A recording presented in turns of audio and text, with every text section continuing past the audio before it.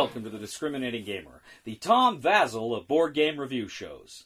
If Tom Vazel knew how to dance. Ladies and gentlemen, today we're going to take a look at Bomb Squad from Tasty Minstrel Games.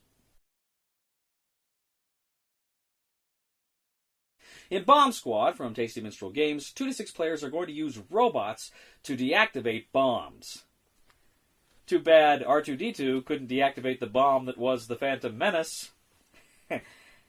Am I right, folks? Am I right? Too soon? Players are going to pick a scenario out of a scenario book, and the scenario is going to contain essentially kind of buildings, kind of floor plans of buildings with walls, doors, and it's going to tell you where to place bombs, where to place the hostages in the buildings. Now, the bombs and hostages will be different colors: blue, yellow, red, and very often they're going to be in different parts of the building. There'll be two or more different bombs in different parts of the building. Now, each player is going to be dealt out a number of cards, and these cards are going to be played face out, meaning you can't see them. You play them so they're facing all the other players, not you. Now, these cards will contain things like rescue a hostage, or move, or deactivate a bomb, or go through a door. And they're all going to be in different colors. They're going to be, again, red, blue, or yellow. Now, within the scenario board and the tile you place at the beginning, depending on which robot you use, it's going to have its battery power. It's also going to have kind of a reserve battery power. This is going to be very important as you play the game. Now, on your turn, there are some different actions you can do. First of all, you can give intel. You can look at any other player and you can point to the certain cards in their hand and say, this card, this card, and this card are red cards, or this card and this card are hostage cards, or this card is a door card. You can mention all the cards to share an attribute. You can either say what the action is or what the color is. You can't say both. That's your giving intel action. Now, you can also discard a card. If you pick a card out of your hand, you can say, I believe this is a red door card. Ideally, because your other characters have told you this. Then you go ahead and discard that card. If you are correct, you can actually move up your robot's battery power 2 spaces. Battery power is going to be very important. You can choose to program a card. Essentially, take a card from your hand and place it face down in kind of the programming lineup. Finally, you can choose to activate the robot. Now, if you have placed a card so that it ends in the last space of the programming, you automatically activate the robot. Otherwise, if there's fewer cards, you can just choose to activate the robot on your turn. What you do when you activate the robot is you gather up all of the cards there. You can go ahead then and look at them. In any order, you can arrange them to accomplish a certain goal.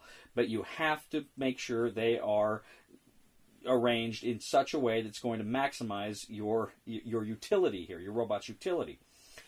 So you go ahead and you can move the spaces you're supposed to move. You can rescue hostages if you're up alongside them. You can't move diagonally. You have to be right next to a hostage or a bomb in order to rescue it or deactivate it. So you're trying to maneuver them to where they need to be. Now, if ever there's a card that you cannot play, that doesn't work for you, then you discard it, and it's an error. And the error costs you 2 battery power. For all the cards that you played, you lose 1 battery power on your robot. Each player can also have a certain role. You take on roles that will give you special abilities. You can use these abilities to kind of maximize your effectiveness in trying to disarm these bombs and rescue the hostages. Sounds pretty simple so far, huh? Well, that ain't the dealio, because this is timed. Each mission is timed. Now, sometimes there's going to be 2 phases. You're going after the first bomb in so many minutes. If you get that, then you set the clock for another time, and then you've got that much time to get to another hostage or bomb to get all that deactivated. Now, how well you work together and how many bombs you deactivate or hostages you rescue, that's going to set your score. Ideally, you want to deactivate all the bombs, rescue all the hostages. That's going to give you a perfect score. Otherwise, you're going to be scoring based on how well you did in each scenario. As soon as you rescue the hostages and deactivate the bombs, the game is over. You go to scoring. Or if, of course, you run out of time, the bomb explodes and everybody dies and you lose. So that is Bomb Squad in a nutshell. Now, this is, of course, obviously a cooperative game. It's a cooperative game where there's very limited information, and you have to be very economic in how you use that giving intel. It's cool because this is one of those rare instances of a cooperative game where you can't really have an alpha gamer. if you like cooperative games, but you don't like that alpha gamer problem, you don't have to worry about it too much here. I suppose there's maybe some ways an alpha gamer could manipulate things, but generally speaking, if you play the game according to the rules, you're not going to get an alpha gamer problem here. That's cool. One thing, too, though, it says it doesn't come with any kind of a timer. It doesn't come with a digital clock or anything like that. So it just says, use a timer. Now, in this day and age, everybody's got a cell phone, and you can, set a timer on that, or something else. So, I mean, it's not like they're not everywhere. It's not like a timer is everywhere. But it's nice if it had come with a little, hourglass or digital timer. That would have been nice, but, it is what it is. The game Bomb Squad reminds me most of is Space Alert. If you've played Space Alert, it's a great science fiction game where, again, it's timed. It uses kind of an audio soundtrack. It's timed, and you also have programmed movement.